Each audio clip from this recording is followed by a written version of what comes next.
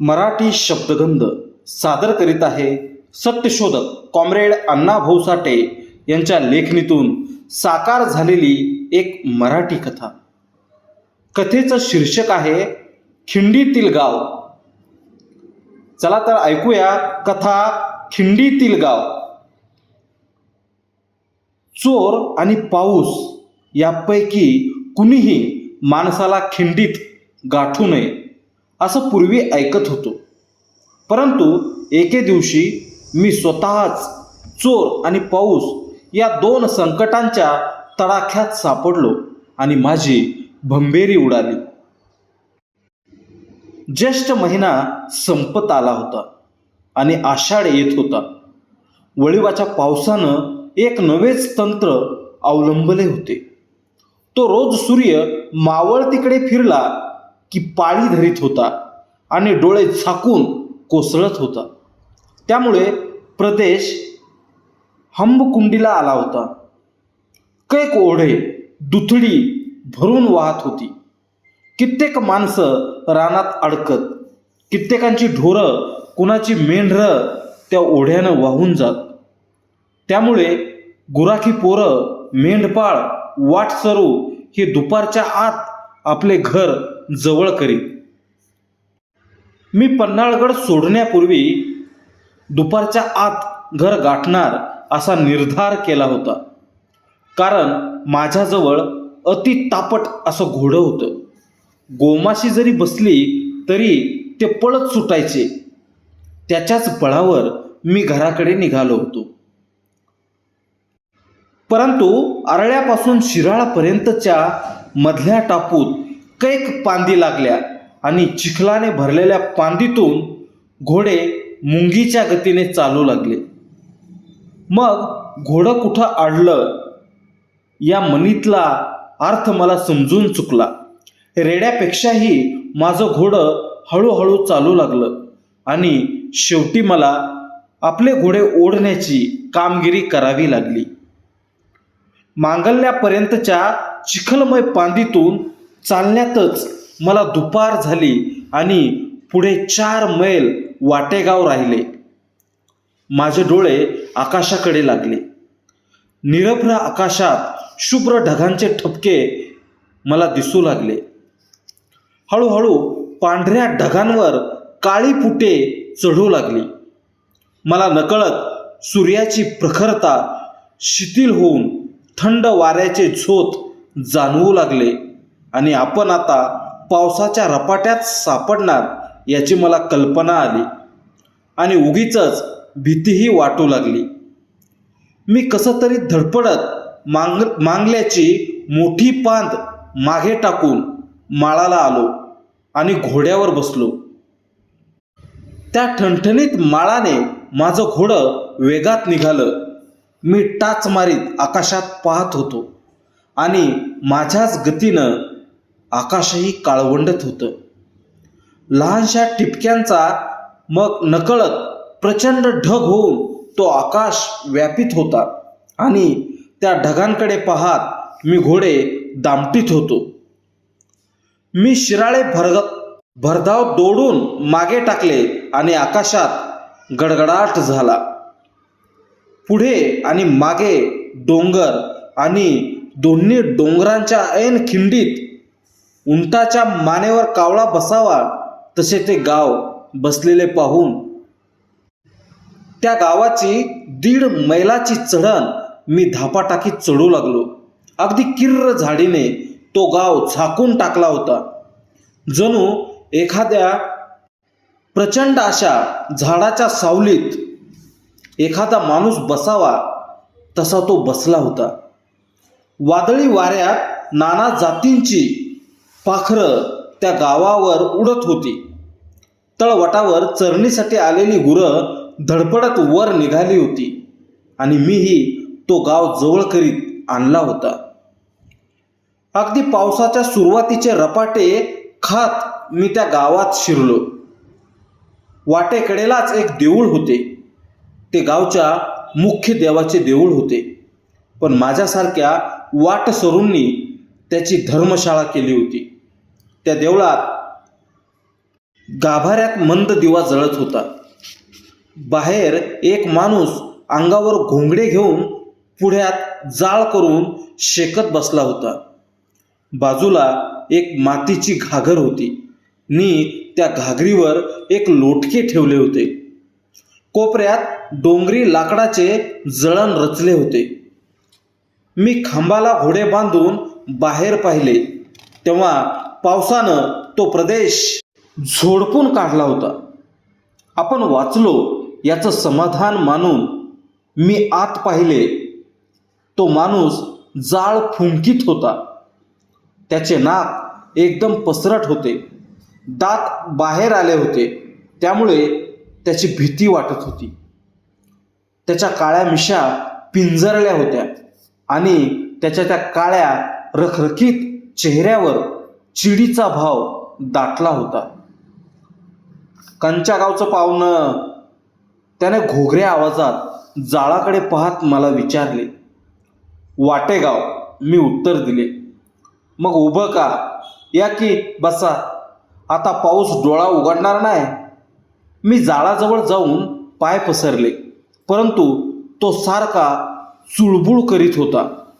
कुणाची तरी वाट पाहत असावा असा माझा समज झाला. बोलताना त्याचे लक्ष माझ्याकडे नसे. तो मधूनच मान वर करून दूर पाहण्याचा प्रयत्न करी. पावसानं दिशा धुंद झाल्या होत्या. बाहेरचं काहीच दिसत नव्हतं नि ऐकूही येत नव्हते. किती रात्र झाली याचाही अंदाज लागत नव्हता. मग मी कंटाळून घोड्यावरचे खोगीर उशाला घेऊन अंग टाकले आणि पडूनच मी त्याच्या चेहऱ्यावर एकाग्र दृष्टीनं पाहत राहिलो. त्याचा चेहरा क्षणोक्षणी चिंतातूर होत होता आणि मीही चिंतातूर होत होतो. आईला माहीत होते की मी पन्हाळ्यावर आहे आणि पन्हाळकरांना ठाऊक होते मी वाटेगावात पोहोचलो. परंतु खरा मी खिंडीत होतो. मला पावसाने गाठले होते याचा कोणालाही पत्ता नव्हता. ती रात्र त्या देवळात काढण्याचा मी निश्चय केला होता. मी गप्प पडलो होतो. इतक्यात तो माणूस, पाहुणं असं पडू नका, हे गाव खिंडीत आहे नि इथं चोरांची वर्दळ आहे, वाईचं जपून. पण चोरासनी माझ्यापाशी काय घावणार आहे? मी हसत उत्तर दिले आणि तो गंभीर होऊन आवाज चढवून म्हणाला, अव हे घोडा आहे ना व, तेसनी काय वाटी नाही तर लंगुटी तरी. मग मात्र माझी खात्री झाली की आपण एका खिंडीत नि पावसांच्या नि चोरांच्या तडाख्यात सापडलो असून ही रात्र म्हणजे वैऱ्याचीच रात्र आहे. चोर हा माणूसच असतो हे मी नकळत विसरून भयंकर हबकलो. काही वेळ गप्प बसलो आणि पुन्हा चोराचा विषय बदलून मी म्हणालो, मग एखादी गोष्ट तरी सांगत बसा. बसू बोलत. मी कशाची गोष्ट सांगू? त्याचा स्वर कणला आणि तो नरमाईने म्हणाला, माझ्या जन्माचीच कथा झाली आहे. ती कशी काय? मी हुंकार दिला. तो स्वतःला नकळत चरफडत बोलू लागला, मी वाटसरू नाही, मी याच गावचा आहे. माझं घर परवाच्या पावसात बसलं म्हणून मी इथं देवळात पडलोय. माझं नाव केरू.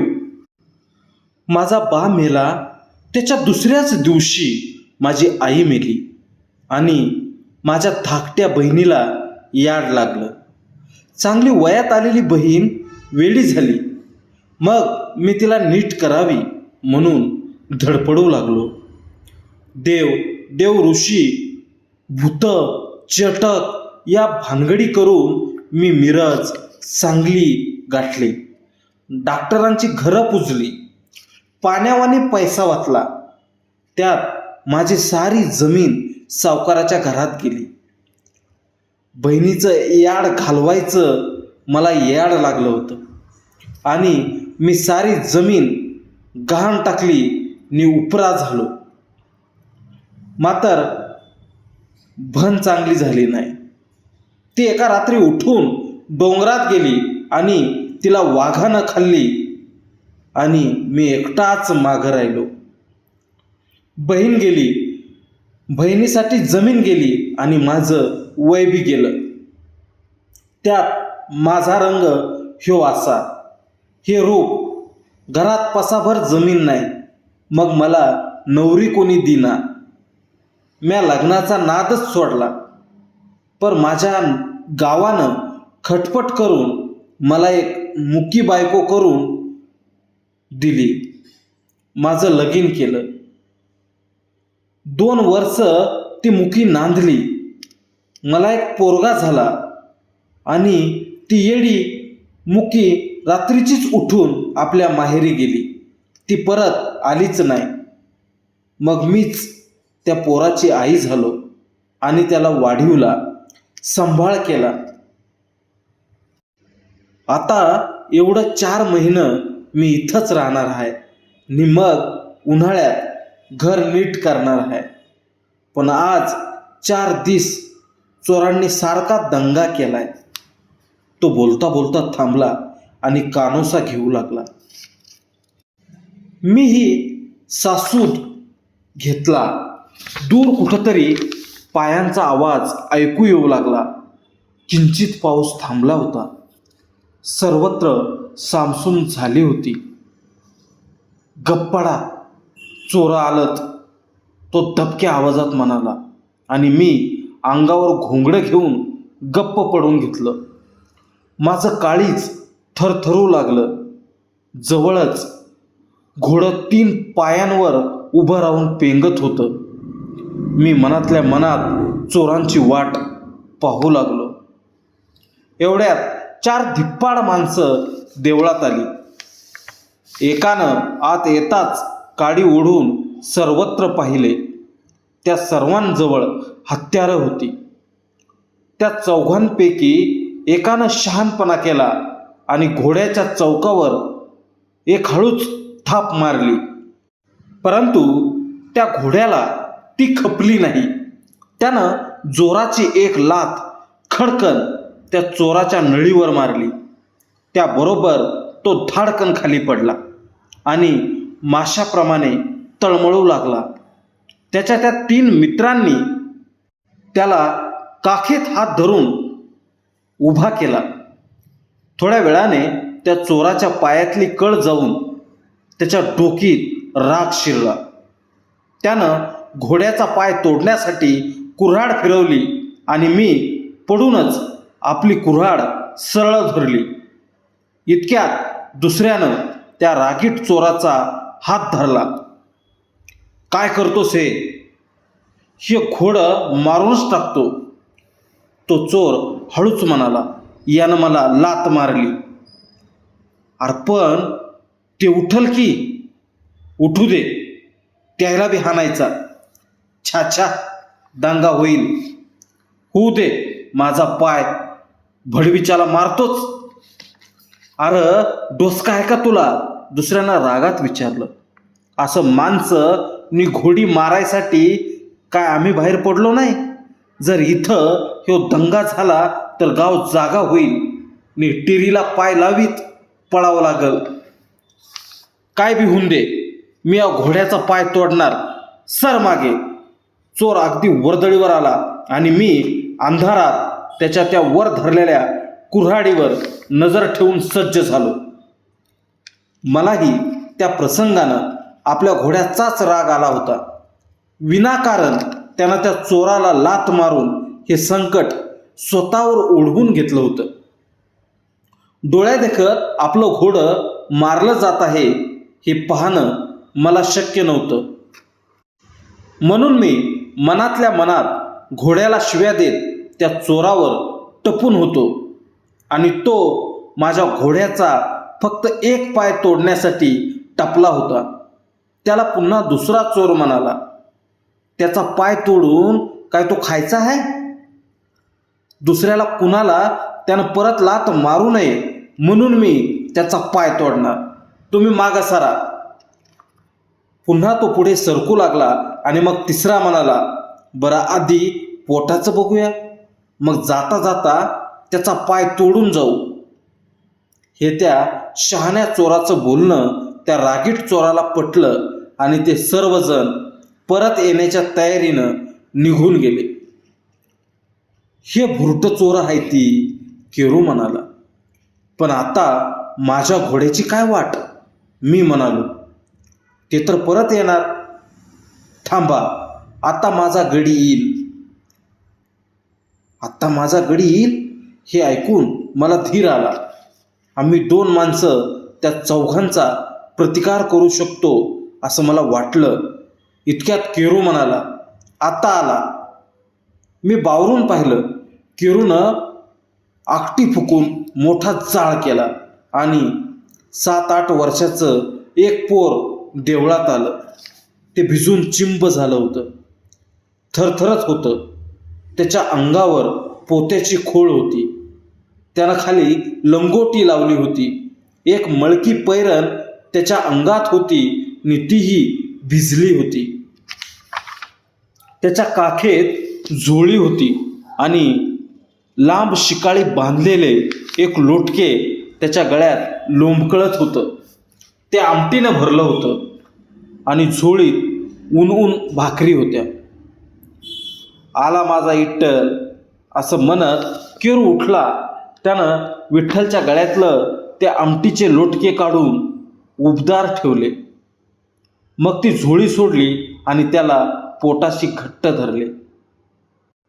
ह्यो माझा गडी, मुकी गेल्यापासनं म्याच याला जपला आणि आता ह्यो नखा एवढा गडी मला जगवतोय. मी वाईचा आजारी आहे म्हणून, नाहीतर असं रातचं याला कशाला सोडतोय. केरूनं भराभर सर्व सांगून टाकले. मग त्याची पैरण काढली आणि मोठा जाळ करून विठ्ठलला गरम केला.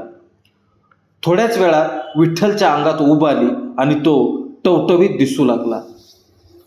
एक नाचणीची भाकरी आणि भाजी केरूने मला दिली. ती मी गपगप खाऊ लागलो. भूक जोरात लागली होती. मी भाकरी गिळीत होतो, पण चोर आणि त्याची ती कुऱ्हाड आणि घोड्याचा पाय याचा विचार मला सोडत नव्हता. मी भाकरी चावून लोटकभर पाणी पिऊन लगेच तयार झालो. केरू हळूहळू भाकरी चावीत म्हणाला, विठ्ठा, त्या चंद्रू पाटलाला उठवून घेऊन ये जा. हे ऐकून ते पोर भरकन अंधारात गेलं आणि क्षणभरानं चंद्रू पाटील तिथे परत आला. उंच सडसडीत चंद्रू फक्त लंगोट नेसला होता. तो येताच म्हणाला, काय गा केरू नाना? अरे मर्दा, 4 चोरट गावात आले ती. मग आत्ता सांगतोस होय? मग काय करू? केरू म्हणाला. विठ्ठा, तर आत्ता आला आणि ते चोरट परत येणार आहे ती. परत कशाला येत्यात ते आता? चंद्रू निराश झाला, पण भाकरीचा घास गिळीत केरू म्हणाला, ह्या वाटेगावकराच्या घोड्यानं एकाला मारला, लातेचा टिप्पिरा. तवा घोड्याचा पाय तोडाय ते परत येणार आहे ती. तू माणसं जमून तयार आस. चंद्रू चपळाईनं निघून गेला आणि गळ्यात काडतुसाची माळ आणि हातात डबल बॅरलची बंदूक घेऊन परत आला. त्याला केरू गुरकून म्हणाला, एकटाच का तू? नाही, समधी आहे ती. बरं, पण कुणाला दणकू नका, मरल एखादं. केरू हुकुमी आवाजात म्हणाला. मात्र पकडा. बरं, तुम्ही बिनघोरी पडा, चंद्रू म्हणाला. आम्ही समधी अंधारात आहे, असं म्हणून तो निघून गेला. मी पुढील प्रश्नाचा विचार करीत पडलो. घोड्याचा तुटका पाय पुन्हा माझ्या चक्षुंपुढे तरळू लागला. जसजशी रात्र जात होती तसतसा तो भयानक प्रसंग पुढे येत होता. सर्वत्र कसं वातावरण तत्तंग झालं होतं. हू का चू होत नव्हतं. विठू घोरत होता. केरू खाकरत बसला होता. घोडं उभ्यानं पेंगत होतं आणि गार वारा देवळात शिरून मला हलवीत होता. शिवाय चोर परत येणार या भीतीनं मी गांगारलो होतो. अंधारात बसलेले लोक खरंच बसले आहेत की झोपले आहेत याचा मला पत्ता नव्हता. कदाचित ते निसतील नि इकडे ते चोर येऊन घोड्याचा पाय फुकट जाणार याचीच मला काळजी होती. थोड्या वेळानं ते चोर ठरल्याप्रमाणे दारात येऊन दाखल झाले. त्या चौघांपैकी तिघांनी ओझी घेतली होती आणि तो माझ्या घोड्याचा वैरी तेवढाच मोकळा होता. तो आपल्या मित्रांना हळूच म्हणाला, "हां, चला बिगी, एका झटक्यात त्याचा पाय उडवून मी तुम्हासनी खाली गाठतो." असं म्हणून तो देवळाकडे फिरला आणि जवळच एक बंदूक गरजली. धडाड आणि लगेच दुसरी की त्या पाठोपाठ तिसरी. 3 बारात ते चौघे पटापट चिखलात पडले आणि त्या जागी एकाएकी कोंबडी केकाटू लागली. दुसऱ्या क्षणी बत्त्या पुढे आल्या. कोंबड्याची 2 खुराडी, 1 बकरं, 2 घोडी आणि ते 4 चोर त्या ठिकाणी दिसू लागले. ते चोर केवळ बंदुकीच्या आवाजानं गांगरून पडले होते. गावकऱ्यांनी त्यांना भराभर पकडून उभे केले आणि मग त्यांचे चेहरे खिंडीत चोरानं गाठावं तसे दिसू लागले. एखाद्या जत्रेत कुत्रं शिरून हैराण व्हावं तसे ते हैराण दिसले. गावकऱ्यांनी त्या चौघांना दावी लावून घोड्या शेजारीच बांधून टाकले. सकाळी अरुणोदय होताच मी घोड्यावर खोगीर घालून तो खिंडीतील गाव सोडला.